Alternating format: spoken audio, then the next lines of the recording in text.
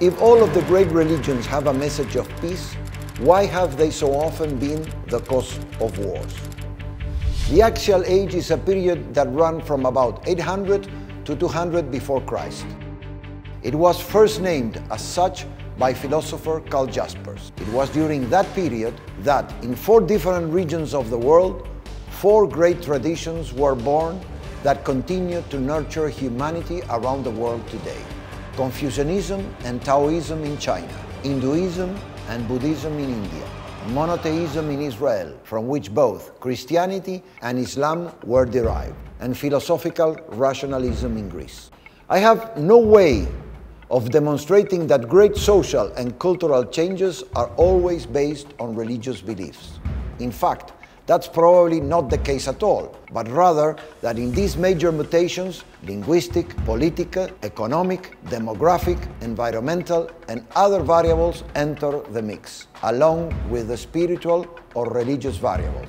Be that as it may, I want to propose a reading of history with a religious bent, since I believe that the deepest of convictions, the ones that have to do with life and death, have certain unique traits. So, what is it that the great religious traditions all have in common? All of them have a core message of peace. And this message can be summed up in what has come to be known as the Golden Rule, the basic principle of which is, don't do to others what you wouldn't want them to do to you. The Golden Rule is universal, and the desire to abide by it is also practically universal.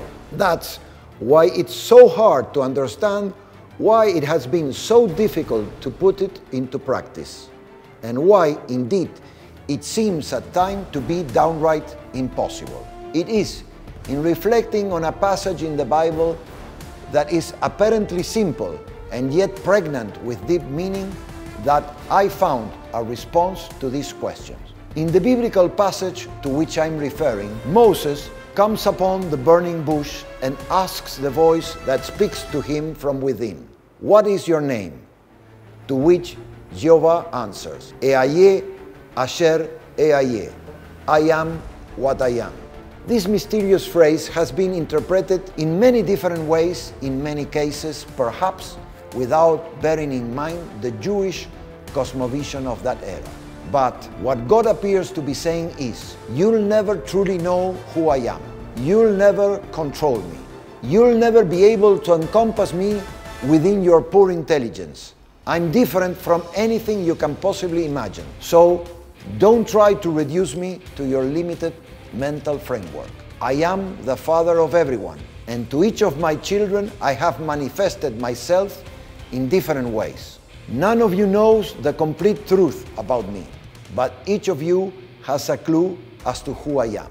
This then is my conclusion. Celebrating diversity consists of going beyond mere tolerance. It involves discovering positive value in variety, in definitively preferring diversity to unanimity. It implies overcoming the psychological barrier that for centuries has immersed humanity in fear of the unknown.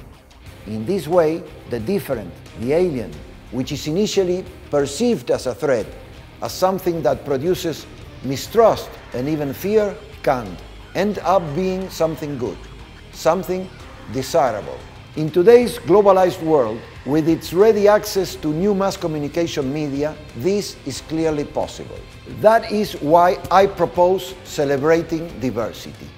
Celebrating diversity is overcoming the weakness that has until now kept us from universally applying the Golden Rule.